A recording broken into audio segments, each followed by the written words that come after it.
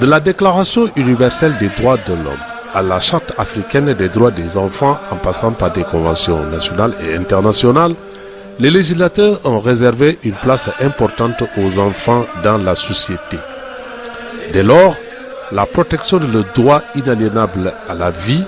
à la santé et à l'éducation s'impose. L'association Khadim Rassoul est une association à but non lucratif qui s'occupe des enfants vulnérables, notamment les talibés, et qui aide ces enfants à améliorer leurs conditions de vie. À côté des projets Khadim Rassoul, dirigé par Mme Matilo et appuyé par la diaspora américaine. Et sachant que la santé n'a pas de prix, Matilo a fait de la santé des talibés une de ses priorités. C'est Dr Ndiémé Wade, gynécologue obstétricienne, directrice de la clinique Yaye Marie de Keur Massar. Nous avons profité de cette journée de l'enfance pour organiser une journée de consultation gratuite en faveur des talibés des Daara de Keur Massar, en association avec Mme Matilo Ndiaye qui dirige l'association d'aide aux talibés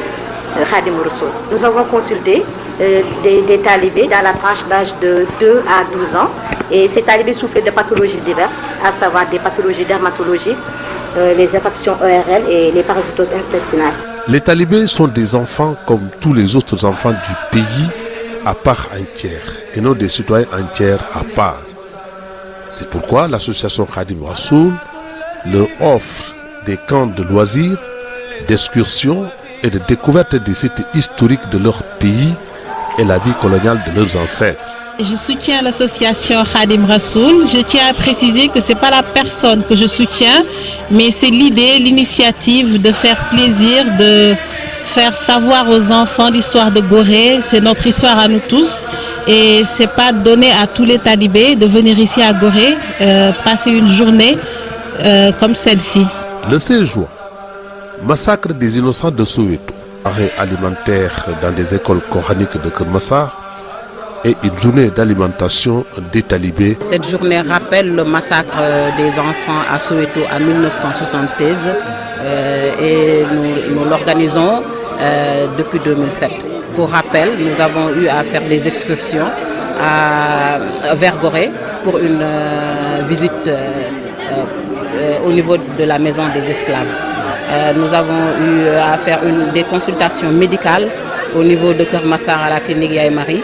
et soigner ces enfants et leurs maîtres coraniques. Nous menons des activités concernant à donner des dons de riz, des dons, toutes sortes de dons pour améliorer les conditions des talibés, pour améliorer leur bien-être. En présence des imams, des maîtres coraniques et des délégués de quartier. Des mots de remerciement à l'endroit de la généreuse donatrice. Chaque année, nous assistons à cette cérémonie qui est destinée à offrir des dons aux talibés, mais également à leur offrir un repas. Ça, je crois que c'est un acte de bienfaisance de grande portée. alxuraan la bëgg alxuraan la fonk moom la bëgg bu ñu fi déplacé dem këram tamit def nañ ko yaakaar nañ benn di ñaar baayam Idrissa bi mu génnee àdduna le 25 novembre 2012 dem nañ seen kër fekk fa mbool tabaarkalla yëpp mbooloo bi wàcce fa kaamil ñu fekkee mën a aram sal jëm ñoo demoon fekk ci leen représenté ko pour représenter mbooloo ñi nga xam ne tabaarkalla dañu amoon gànt ñu dem représenté leen comme que dafa jàmp woon li ko delloo yaakaar naa dem nañ fa wàcc nañ fi encore kaamil Mati ci lii la dëkk yërmande am ca sëñ daara yërmande am ci taalibe nekkul loo xam ne lu tuuti caaxaanoo ko moo tax nee na ren dafa bëgg encore wax dëgg yàlla moom lépp li mu ci doon def mu gën a encore defaat encore effort ndax xam ne nit ñi moom mosul ci arrière. école yi di jàng français ñu leen di war ñuy découvrir yenn yi te taalibe yi duñ ko def. na yóbbu taalibe yi ñu découvrir lii élèves yi jàng ñu yóbbu leen Gorée prix de 3 millions la ca defoon ca déwén sa ñëw mu ni naa ko def consultation gratuite ndax taalibe yi war nañoo am feebaru bëñ wala bët wala feebaru der dem clinique yaa mari invité ay médecin fay leen ni ko seetal ma taalibe yi seet boobu dafa continuer ba fi mu ne taalibe bu si buru des fois man dañuy ñëw wooma ma woomati mu jënd ordonnance wala mu yóbbu hôpital a seen jabar yenn saa yi seen doom borom daara yi danaan lu si xew naa ko yëg te bu doon ngistal kon bu la danaan jox ma dossier ma yóbbu ko ministère bu la fenn mais bëggul sax benn ministère yëg ko nii muy def Kër Massar tonni ceeb bi di ko fi maye Ngor ndékki la ko fa def boulangerie lay taxaw seet néew ji doole yi dëkk ci quartier yooyu mu jënd mburu jox fayal naa la ndékki 6 mois benn famille loolu kuy defal yàlla rek moo ko mën. xale yi kuy def si ñoom ku ne doo ko rëccu di nag benn ñaanu xale yi toog soxna si benn ñaanu xale yi toog ak koo wóolu kumu man maa la ko wax koo yaakaar kumu nga taxaw ci kanamu taala ko loxo mu ñaanal la xale yi ko doole xam nga li tax dañoo làpp amuñu benn bàkkar amuñu sobe xamuñu tricher xale boo ko laajee rek mu xam la yow daal di wax boo ñëwoon ni ku toj fi mu ne diw la ci bëreel mag nga naa man de xalaat man de xaw ma yaakaar naa ni waaw man de fii laa jaar rek te xam na ko mais xale te boo leen ku def li diwa xamuñu tricher seen xol dafa set wecc ñii ñooy magasin bi yàlla denc soo bëggee xam fi yàlla denc ay secret da ngay seet xale yi. noo ngi nuyu bokk yi nga àndal ndax it nag mënoon am nga feneen foo ko mënoon def waaye ndokk bi nga choisir fii yàlla gën a bëgg nga def ki ñu ngi lay ñaan yàlla fayal la boppam. tey képp ku fi ñaan yàlla nangu ko su fekkee ne yàlla moo tax ñu jóg alquran lépp lu fi ñaan ya wàllu waaye ñaan tey yàlla wala mën ko nangu incha allah ndax bés boo xam ne bésu yàlla la moom moo ko moom bésu yàlla bokk ko kenn bésu yàlla la boo xam ne yàlla ko moomal boppam bokk ko ak kenn téere bi mu wàccee moom lañ fi bëgg a màggal itam nag am ñu jóg waxuñu fasantikoo xëy na ku nekk bay sa yitte bay say soxla bay sa waa kër ñëw assisté jeetaay bi ngir alquran kon loola lee lu rëy la ci yàlla itam nag dafa jàpp itam nag na ci jàpp moo xam association bi moo xam président bi la moo xam borom kër gi la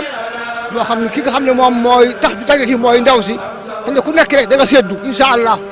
yàlla moo jeexal dara nag yàlla jeexal dara képp ku fay ca toolam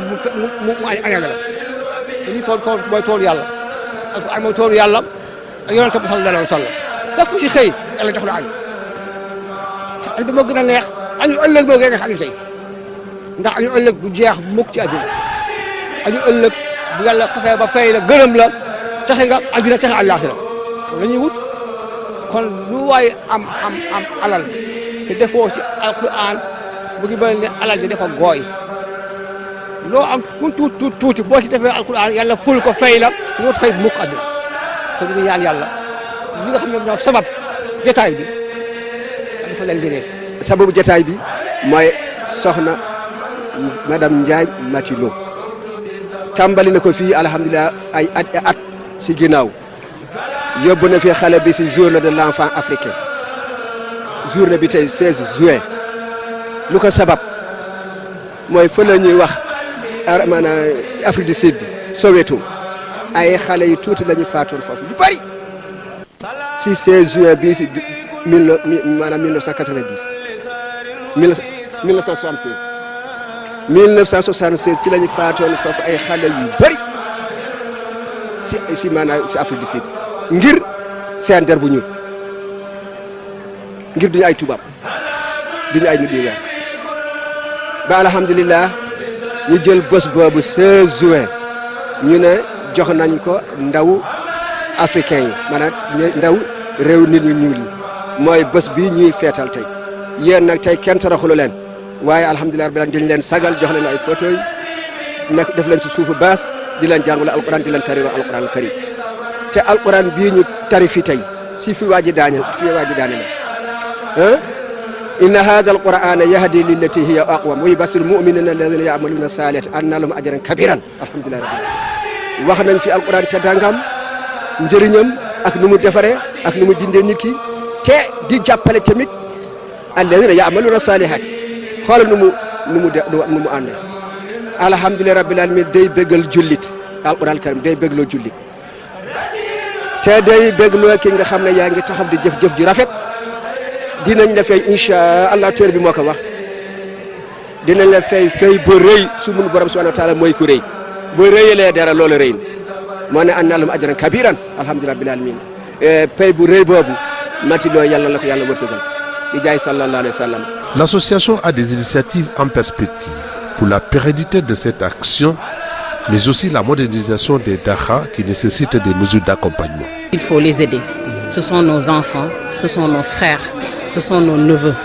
Et on les appelle talibés parce qu'ils sont dans un système informel. Je pense que l'État doit prendre en considération les préoccupations de cette couche vulnérable qui sont ces talibés, qui font part entière de notre société. Cette journée a été marquée par une alimentation des talibés et la lecture du Saint-Coran pour la paix, la prospérité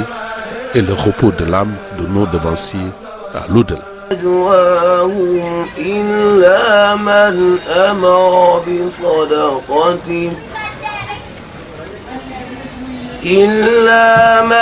أمر بصدقة أو معروف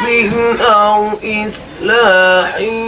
بين الناس ومن يفعل ذلك ابتغاء مرضات الله فسوف نؤتيه أجرا عظيما ومن يشاقق الرسول من بعد ما تبين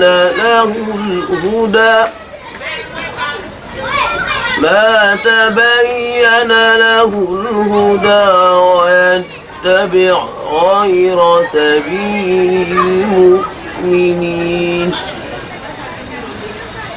نوليه ما تولى ونصله جهنم وساءت مصيرا إن الله لا يغفر أن يشرك به ويغفر ما دون ذلك لمن